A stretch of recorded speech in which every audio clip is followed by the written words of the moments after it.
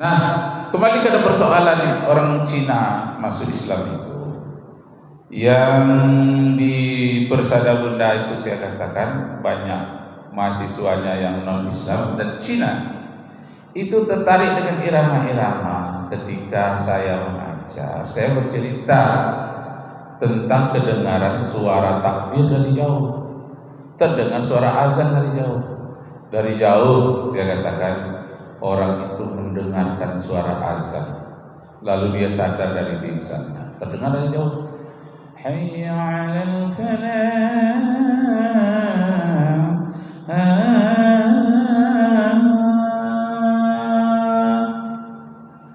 hayya 'alal falah.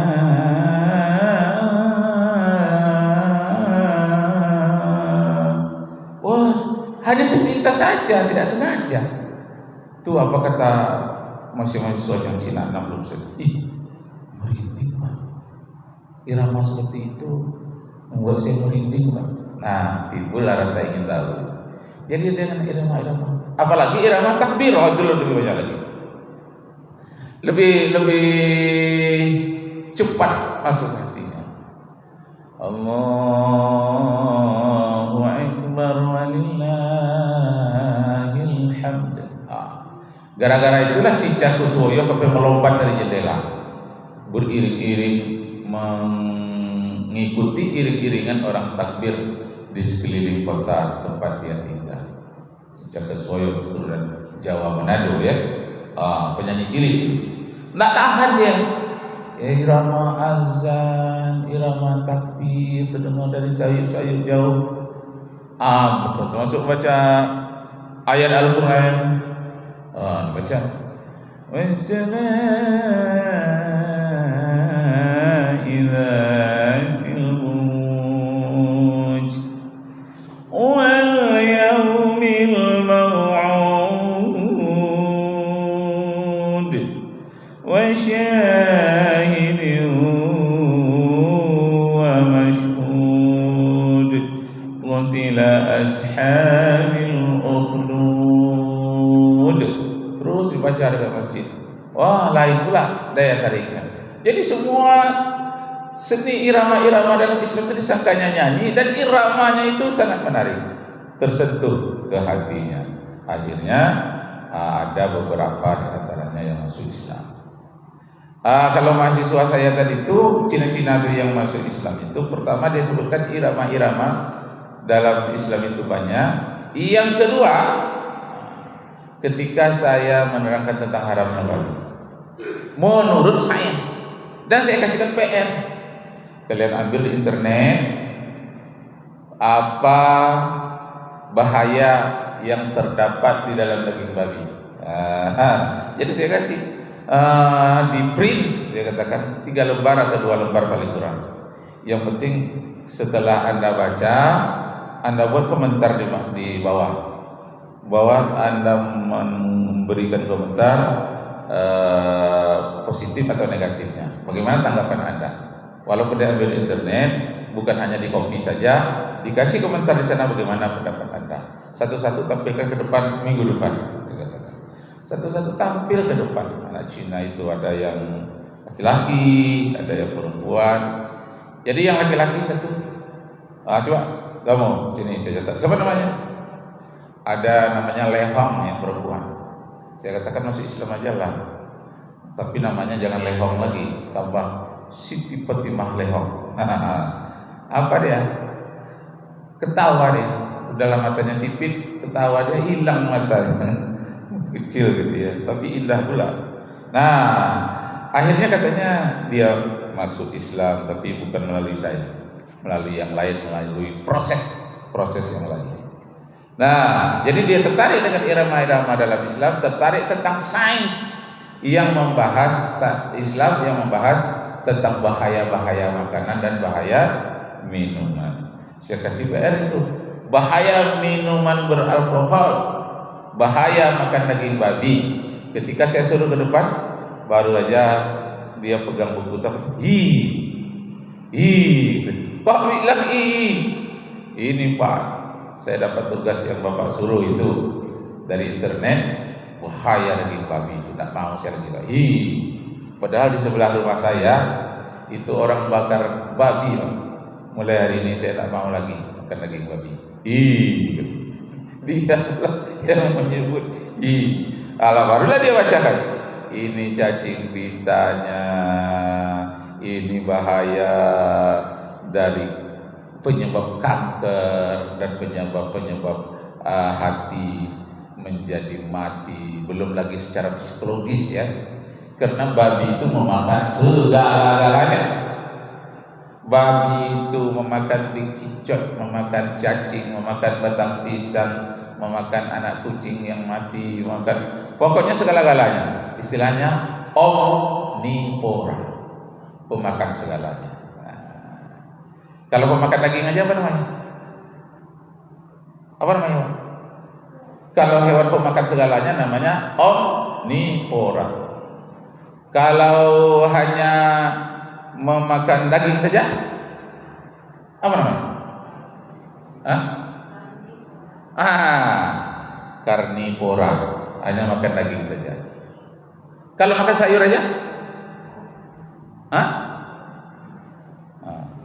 karnivora itu hanya pemakan daging, kucing, harimau, singa, itu karnivora. Omnivora makan segalanya, yang daging dimakan, sayur juga. Kalau hanya makan sayur aja, herbivora, kambing, rusa, hanya sayur-sayur aja, dikasih daging nggak mau dia. Nah, kalau yang babi tadi omnivora, segala-galanya dia makan, cacing dia makan. Akibatnya sebanyak-banyak cacinglah di dalam tubuh babi, di dalam dagingnya, di matanya, sebanyak-banyak cacing, bukan hanya cacing kita. Nah, dibacanya kan, takut saya Pak, mulai hari ini saya tak mau lagi makan daging babi. Tapi belum masuk Islam dia waktu itu. Nah, akhirnya saya dapat informasi dia masuk Islam. Jadi ada penyebabnya. Ada penyebab karena irama, ada disebabkan oleh karena masalah makanan-makanan yang menjijikkan, termasuk alkohol. Minuman beralkohol itu budaya mereka, budaya Cina itu. Sekarang di seluruh Indonesia, setiap provinsi ada pabrik alkohol. Ada yang bersifatnya tradisional, seperti yang dilakukan oleh orang-orang Tapanuli sebagian, yang diambil dari nira, itu dijadikan minuman-minuman tua namanya, kan haram itu. Ya. Nah, jadi itu bahayanya sangat besar. Saya suruh cari pula di internet, baca apa bahayanya. Takut dia. Mulai hari itu mahasiswanya banyak yang tak mau lagi makan daging babi, tak mau lagi minum minuman keras, minuman beralkohol yang katanya menyebabkan kerusakan otak secara permanen, yang disebut dengan PDIP, penurunan daya ingat permanen. P itu permanen. Kalau PDI saja, tapi bukan partai PDI, bukan ya, nanti tersinggung pula orang partai PDI. Penurunan daya ingat terjadi luar biasa. Orang itu cenderung pikun sebelum waktunya tua.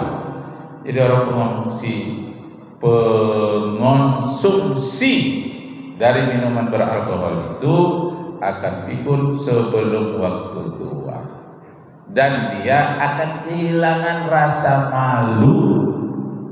Sekalipun dia orang Islam, sekali-kali dia akibat pergaulan hari raya, ada di situ, ada tua, ada minuman keras, ada minuman yang lain-lain. Apa katanya? Sekali-sekali ingin tahu pula, kita dicoba. Walaupun dia orang Islam mencoba, akan terjadi PDIP, penurunan daya ingat permanen. Dan kemudian akan yang keduanya kehilangan rasa malu. Kalau pejabat yang melakukan seperti itu, hilanglah rasa malunya, dia akan berselingkuh atau nikah siri yang tidak wajar. Dia ada nikah siri yang wajar, ada yang tidak wajar. Ada yang dia melakukan korupsi padahal gajinya besar akibat memakan yang haram. Jadi bahaya makanan minuman haram itu. Tapi kalau di Cina itu membudaya. Minuman-minuman haram itu membudaya. Makanan babi itu budaya. Tiada hari tanpa makan daging babi. Sudah lebih daripada kita biasa mengkonsumsi ayam. Seperti itulah dia mengkonsumsi daging babi. Katanya enak sekali katanya. Saya karena selalu menantar di hotel-hotel berbintang, baik di Pekanbaru maupun di tempat lain. Kalau di Jakarta pada umumnya berbintang 5 karena kerjasama Kemendikbud RI dengan Australia. Jadi persyaratan orang Australia itu baru mau datang berhubungan dengan kami yang sebagai pengawas sebagai Widya pendidikan seluruh Indonesia, baru dia mau datang. Orang Indonesia, orang Australia itu dia memberikan utang kepada Indonesia, datang dari Indonesia harus di hotel berbintang 5. Disitulah. Nah itu disediakan bermacam-macam makanan sekeliling. Tak kurang pula berbagai-bagai jenis masakan babi. Yang anehnya hotel ini tidak pula diberitahu kalau ini mengandung babi, gitu. Ini tidak. Hanya disajikan saja, pilih sendiri. Masya Allah, disitulah kawan-kawan terjerat. Kalau saya, mana curiga saja saya. Wah, ini curiga ini lain bentuknya ini. Tidak, padahal dalam hati kita ingin tahu juga. Ini masakan apa ini? Belum pernah dicoba. Kalau gulai ayam di mana-mana banyak. Kalau gulai ini lain. Kalau curiga nggak usah. Nanti bahaya, jangan-jangan itu daging babi atau daging sapi yang bercampur dengan babi. Masya Allah. Nah, jadi akibat dari makanan yang haram, akibat dari minuman yang haram itu menyebabkan manusia seperti babi pula kehilangan rasa malu dan rakus dan tidak pernah mau beribadah. Jadi kalau ada timbul dalam hati kita malas beribadah, coba tanyakan makan apa petang atau tadi apa yang saya makan, kok malas saja beribadah, apa yang makannya?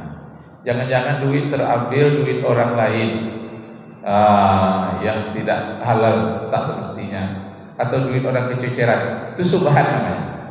Jadi duit kececeran jangan dibelanjakan makan lontong awalnya, lebih baik dititipkan ke masjid. Oleh orang ini sudah jelas bukan hak dia makan juga. Apakah itu berupa benda atau berupa hasil seperti uang itu tadi? Uang haram pun menyebabkan kita malas beribadah. Nah itulah yang terjadi kepada seorang yang bernama Syafi'i, orang alim, timbul rasa malas beribadah. Kok malas beribadah? Tak khusyuk rasanya sholat malam. Apa yang saya makan?